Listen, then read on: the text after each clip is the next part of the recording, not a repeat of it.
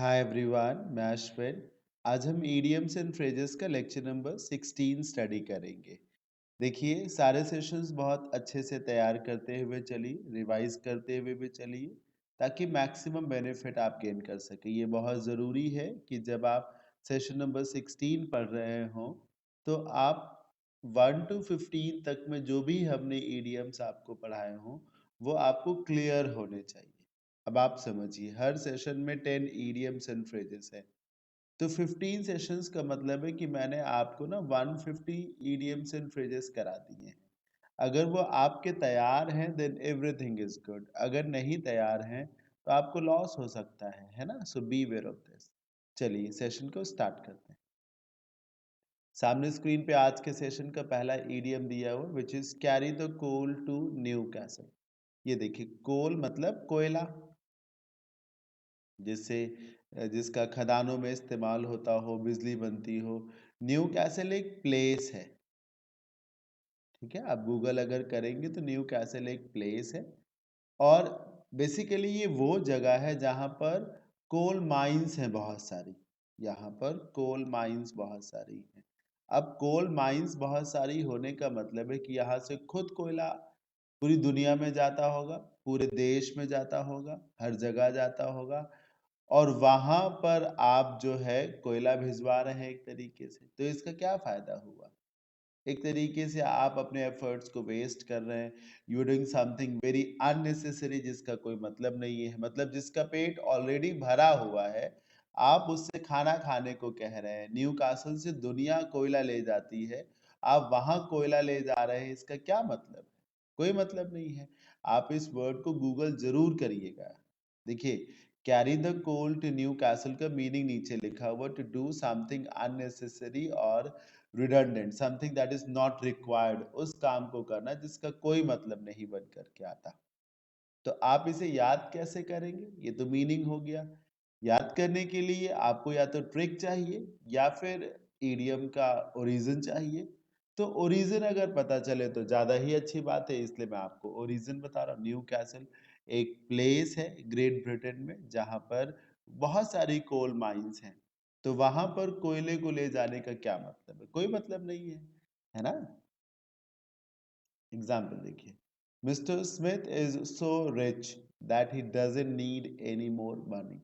Mister rich बहुत ज्यादा अमीर हैं, इतने ज्यादा अमीर हैं कि उन्हें और पैसों की बिल्कुल जरूरत ही नहीं है। To give him a gift certificate, उनको किसी प्रकार का गिफ्ट देना is like carrying coals to Newcastle, है ना। जहां से दुनिया को गिफ्ट्स मिलते हो, उनको गिफ्ट दिए जाने का क्या मतलब है? एक तरीके से बेकार का काम करना। Then we come to idiom number 2, that is carry the day. सरल है सर। कैरी करने का मतलब है ले जाना। दिन आपका हुआ, और दिन आपका हुआ तो आप सफल हुए। आपके सिर पे मुकुट सजा, आप जीते। जैसे आप देखिए ना, अमेरिका के चुनाव में जो बाइडेन और डोनाल्ड ट्रंप के बीच में बहुत ही नेक टू नेक फाइट थी। बहुत देर में पता चला कि कौन विनर है, और finally Joe Biden one it. Finally Joe Biden carried the day. इसी का मतलब है जीतना, टू बी सक्सेसफुल। ये देखिए एक इमेज है, होपफुली हो सकता है ये इमेज आपकी थोड़ी सी हेल्प करे। ये देखिए दिन है, आपने उसे अपने कब्जे में कर रखा है। मतलब आप दिन के राजा हो गए, आप दिन के मालिक हो गए। आज आपके इशारे पर दुनिया नाचेगी, यानी कि आप जीतेंगे।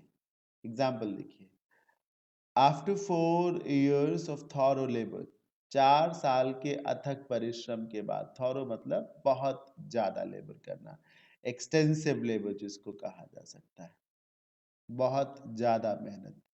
4 साल अथक प्रयास करने के बाद my friend finally carried the day, मतलब मेरे दोस्त ने अंततः दिन को अपने नाम किया, यानी कि वो विजयी हुआ, and got the job of his choice.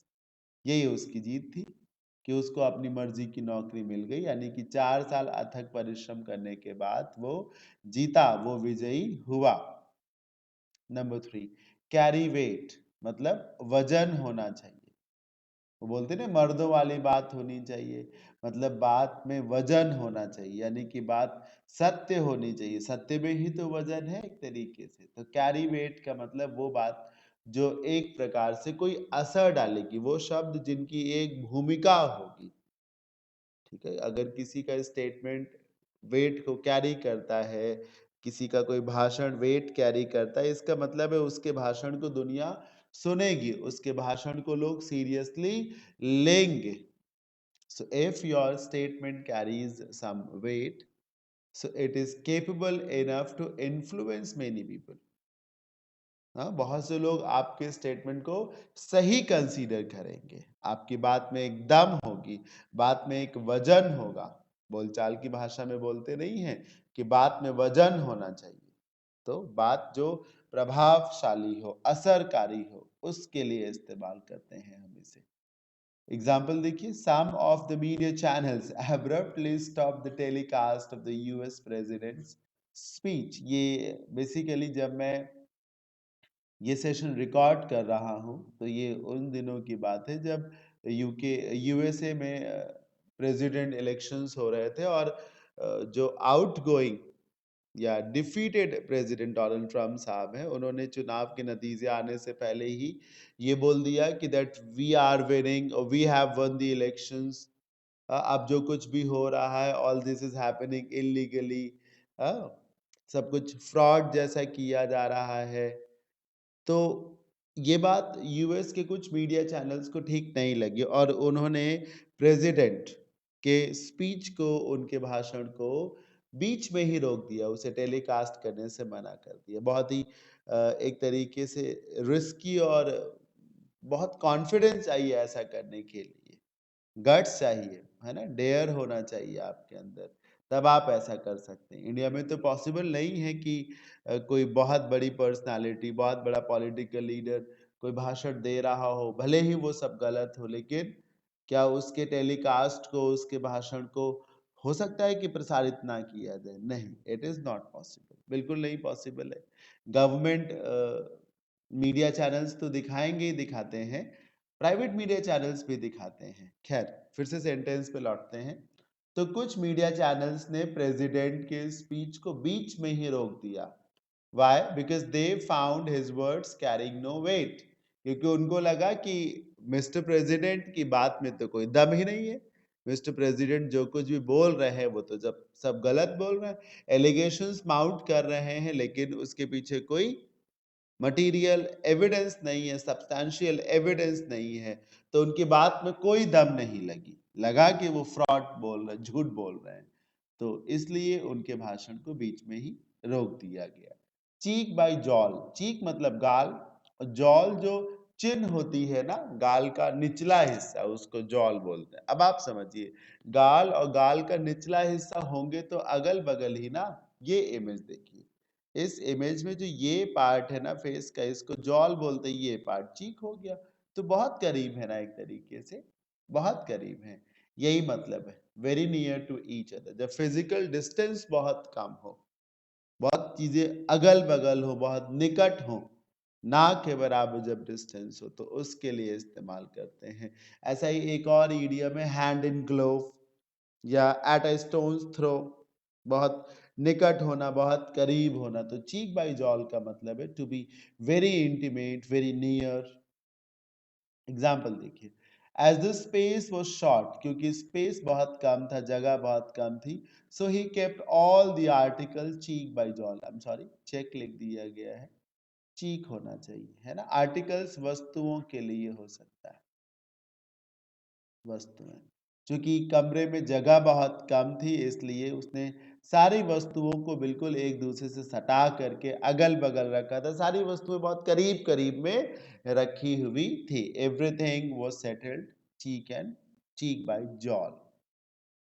Number 5, cast a slur upon. अगर आपको मालूम हो कि स्लर का मतलब कीचड़ होता है, अपमान होता है, अपमान, डिस्ग्रेस, स्लर का मतलब ही होता है सर डिस्ग्रेस, गाली गलौज। ठीक है, स्लर मतलब ही होता है अब्यूज करना, डिस्ग्रेस, अपमान, गाली देना। तो cast a slur upon somebody मतलब क्या है? किसी को गाली देना, किसी का अपमान करना, किसी की अवमानना करना, किसी पर कीचड़ उछालना।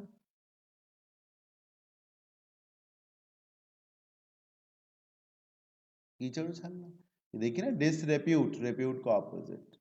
तो किसी की मान हानि करना, हाँ, किसी पर आरोप लगाना, झूठे भी हो सकते हैं, सही भी हो सकते हैं। तो किसी की बेइज्जती करना, इंसल्ट करना, एक तरीके से किसी को गंदा बताना, गलत बताना, है ना, उस पर कीचड़ उछालना जिसको कहा जा सकता है। स्लर का मतलब ही होता है अपमान। स्लर का यही मतलब होता है कि आप किसी के बारे में ऊटपटांग बोले, हाँ, उसका अपमान करे, उसकी इंसल्ट करे, कीचड़, स्पॉट, धब्बा, उसी को स्लर कहा जाता है। एग्जाम्पल देखिए, ही assured not to do anything which might cast a slur upon the reputation of his family. उसने ये अश्योर किया कि वह ऐसा कुछ नहीं करेगा जिससे उसके परिवार की इज्जत पर एक धब्बा लगे, जो उसके परिवार की रेपुटेशन को कलंकित करे एक तरीके से, ताकि कोई कह ना सके, कोई ये हिम्मत ना कर सके to cast slur upon the family, है ना, कोई कीचड़ ना उछाल सके, ब्लेम ना कर सके, अपमान ना कर सके। Number 6, cast aspersion on. Aspers का मतलब होता है आलोचना करना। एस्पर्स, किसी की बुराई करना, आलोचना करना। कास्ट एस्पर्सन ऑन समबडी मतलब आलोचना करना। कास्ट एस्पर्सन ऑन, किसी को नीचा दिखाना, बेइज्जती करना। देखिए दोनों में एक अंतर है, रिप्लेस किए जा सकते हैं, लेकिन कास्ट एस्पर्सन ऑन एक लाइट ईडियम है और कास्ट स्लर अपॉन एक बहुत ही स्ट्रॉन्ग ईडियम है। वहां किसी पर कीचड़ उछालेंगे, अपमान करेंगे किसी का, और कास्ट एस्पर्सन का मतलब होता है कि आप किसी की आलोचना कर सकते हैं, क्रिटिसाइज कर सकते हैं। Many writers, scholars, actors, and other prominent personalities are returning their awards, casting aspersion on the role of the Academy in the killing of some writers. ये थोड़ा सा पुराना स्टेटमेंट है, थोड़ा सा पुरानी स्टोरी है। हिंदुस्तान में आपको याद होगा कुछ वक्त पहले तमाम स्कॉलर्स, राइटर्स, एक्टर्स, खास तौर पे राइटर्स अकेडमी अवार्ड्स को रिटर्न कर रहे थे, कुछ तो सिविल अवार्ड्स को भी रिटर्न कर रहे थे, क्योंकि उनका कहना था कि कुछ राइटर्स को मार दिया गया और एकेडमी चुपचाप बैठी रही। एकेडमी ने, संस्था ने कुछ आवाज नहीं उठाई, कुछ कुछ भी नहीं बोला। तो उन्होंने सोचा, तभी आलोचना करने के लिए, है ना, निंदा करने के लिए एक तरीके से, तो एकेडमी के रोल की भूमिका की आलोचना करने के लिए तमाम राइटर्स, स्कॉलर्स, एक्टर्स ने अपने अपने अवार्ड्स रिटर्न करने का विचार बनाया। अब सोचिए सर, अगर आपको स्लर का मीनिंग मालूम हो, अगर आपको एस्पर्सन का मीनिंग मालूम हो, तो कितना इजी हो सकता है सब कुछ। इसीलिए जरूरी है कि आप सिनोनिम्स, एंटोनिम्स में वर्ड का मीनिंग अच्छे से याद करें। याद होगा तो उसका बेनिफिट बहुत जगह मिल सकता है, जैसे यही मिला आपको।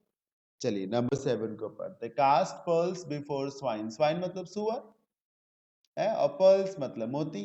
एक कहावत है, भैंस के आगे बीन बाजे भैंस खड़ी पगुराए, मतलब जिसका कोई उससे लेना देना ही नहीं है। Cast pearls before swine. अब चूंकि इंग्लिश जो है वो इंडियन लैंग्वेज तो है नहीं, अदरवाइज कहावत जो है कि भैंस के आगे बीन बाजे भैंस खड़ी पगुराए, तो इस ईडियम में जो है बफेलो वर्ड आता। लेकिन चूंकि इंग्लिश जो है वो एक फॉरेन लैंग्वेज है, तो वहां के हिसाब से इसको बनाया गया। ठीक, तो आप एक सुअर के आगे मोतियां रख दे तो क्या वो मोतियां खाएगा? उसको तो कोई मतलब नहीं है।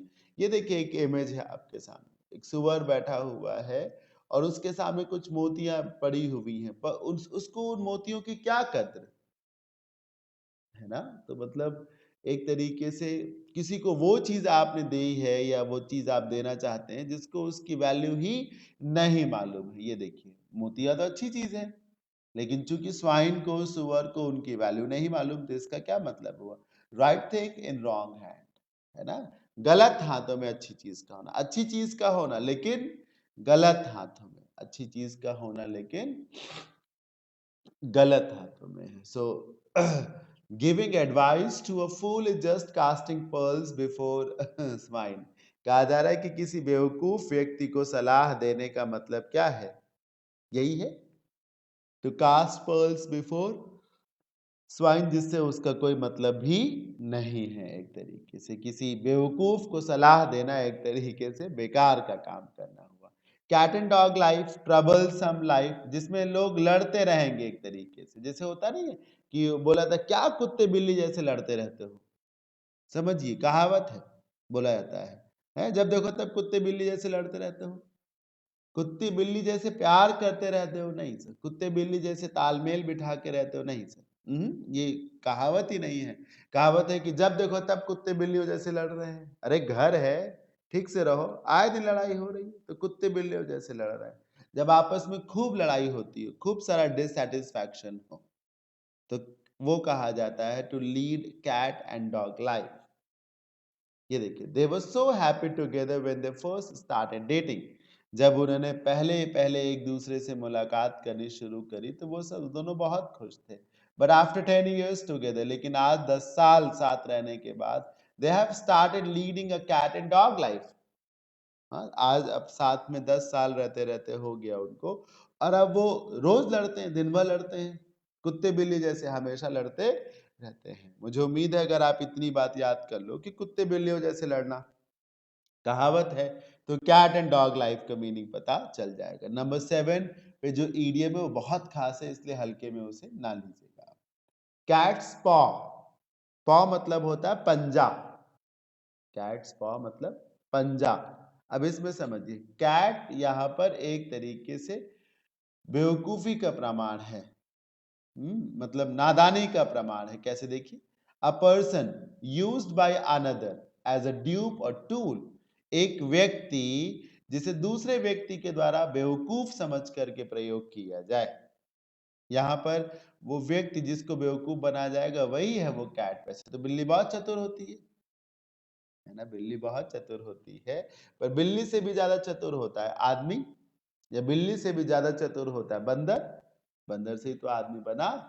कैट्स पॉ एक स्टोरी है, एक स्टोरी है। ये इमेज देखिए सर, इसमें आपको ये बंदर है, कहाँ गया, हाँ, अरे एक सेकेंड, ये देखिए ये बंदर है, ये देखिए, और ये बिल्ली है। मुंह से दिख रहा है आपको? ये जो आप हाथ देख रहे हैं ना, यही पॉ है। ये जो पंजा है ना, ये पॉ है। इसी से बिल्ली किसी चीज को पकड़ती है, दबोचती है। ये देखिए बंदर कुछ खा रहा है, ये खाने पीने की चीजें हैं, चेस्ट नट्स हैं, खाने पीने की चीजें। और यहाँ आग जल रही है, यहाँ वो नट्स पड़े हुए हैं, नट फ्रूट्स हैं। बिल्ली क्या कर रही है, अपने पंजे से इन्हीं चीजों को उठा उठा करके बंदर को दे रही। तो क्या है सर, ये जो बंदर है बिल्ली को चूतिया ही तो बना रहा है, बेवकूफ ही तो बना रहा, उसका हाथ जला दे रहा है और खुद खा रहा है बैठ करके। तो कैट्स पॉ, उसी बिल्ली का पंजा। इसमें बिल्ली समझदार है, बिल्ली का पंजा समझदार है? नहीं नहीं, बिल्ली तो बेवकूफी का प्रमाण है ना इसमें। ये कहानी है, ये कहानी है कि बिल्ली और बंदर एक साथ होते हैं, आग जलती है, उसमें कुछ चेस्टनट्स रखे जाते हैं, बिल्ली भून रही होती है और अपने हाथ से, अपने पंजे से उनको निकाल रही होती है, और बंदर चुपचाप बैठा खा रहा होता है। तो एक तरीके से कैट्स पा वो है जिसे बेवकूफ बना करके अपने लिए यूज किया जाए, जिसका दोहन किया जाए एक तरीके से, जिसे कमजोर बेवकूफ समझा जाए, जो बेवकूफ हो एक तरीके से, नादान हो, ना समझ हो, जिसकी वजह से उसका दूसरे प्रयोग करे एक तरीके से, या करते हो। A person used by another as a dupe or tool. Dupe मतलब बेवकूफ, एक व्यक्ति जिसको दूसरे व्यक्तियों के द्वारा बेवकूफ बना करके इस्तेमाल किया जाता है, जो बहुत सीधा साधा सरल हो, जिससे कोई भी काम आसानी से करवाया जा सकता हो, जिसको बेसिकली सब यूज करते हो। You always try to make a cat's paw of me, तुम जब देखो तब मुझे बेवकूफ बनाने की कोशिश करते हो। But I refuse to do any more of your work, लेकिन मैं हर बार तुम्हारा कोई भी काम करने से मना कर देता। तुम हमेशा कोशिश करते हो कि मुझे बेवकूफ बना सको, है ना, मुझसे कोई काम करवा सको, लेकिन मैं हमेशा तुम्हें तुम्हारे कामों के लिए मना कर देता हूँ। मुझे उम्मीद है कि ये जो मैं रेफरेंस आपको दे रहा हूँ इससे समझ में आया होगा। वैसे तो कैट्स पॉ में बिल्ली का जो पंजा है वो तो एक तरीके से उसकी मजबूती का प्रमाण है, उससे वो कुछ पकड़ सकती है।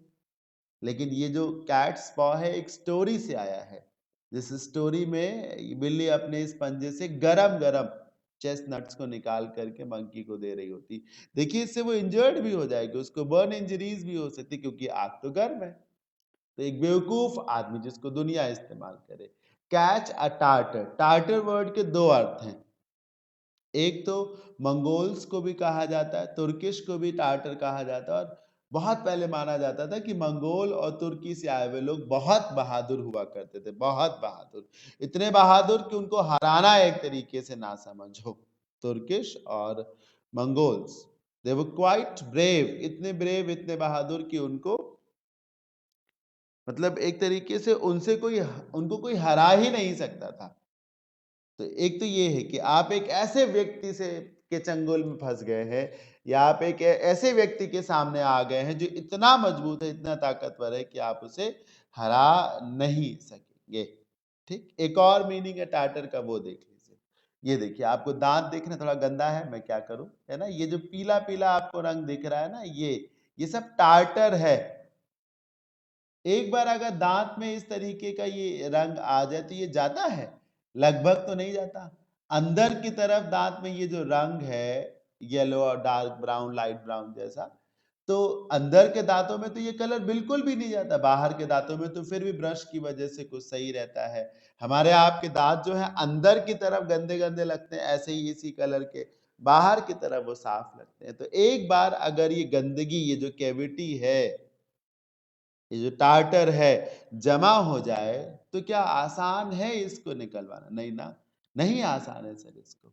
तो आप एक ऐसे व्यक्ति अथवा अवस्था के चक्कर में पड़ गए हैं जिसको हराना आपके लिए बहुत मुश्किल हो रहा हो, जो बहुत स्ट्रांग हो। To grapple with an unexpectedly formidable opponent. Formidable, formidable बहुत स्ट्रॉन्ग वर्ड है सर। फॉर्मिडेबल का मतलब जो बहुत ताकतवर है, इतना ताकतवर कि उसको हराया नहीं जा सकता। हाँ, जिससे जीत नहीं दर्ज की जा सकती, उसको फॉर्मिडेबल कहा है। वेरी स्ट्रॉन्ग, वेरी स्ट्रॉन्ग, उसको कहा जाता है फॉर्मिडेबल। तो एक ऐसे व्यक्ति से जूझ गए, एक ऐसे व्यक्ति से लोहा लेने को आप तैयार हो गए, एक ऐसे व्यक्ति से भिड़ बैठे हैं जो आपके कंपैरिजन में बहुत ज्यादा ताकतवर है, बहुत मजबूत है।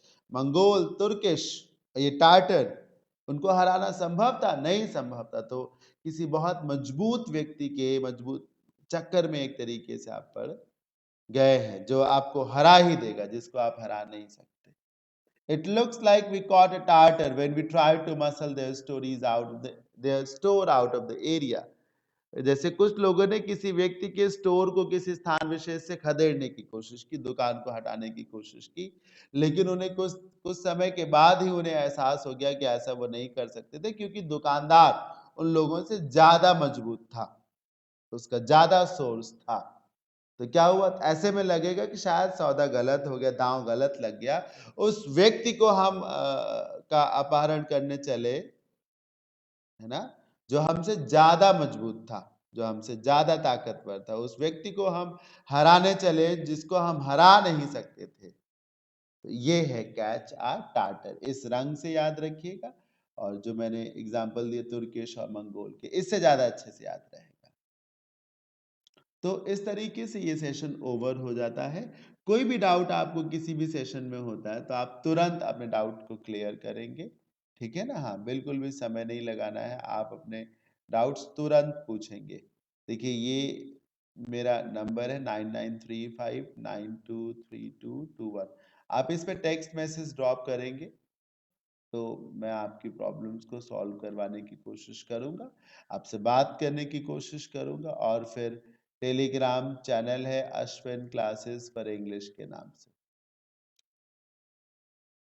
ठीक है, इसे भी आप ज्वाइन कर लें। यहाँ पर भी बहुत सारा फ्री कंटेंट है आप सभी के लिए। Thank you so much, bye bye, take care, have a good day.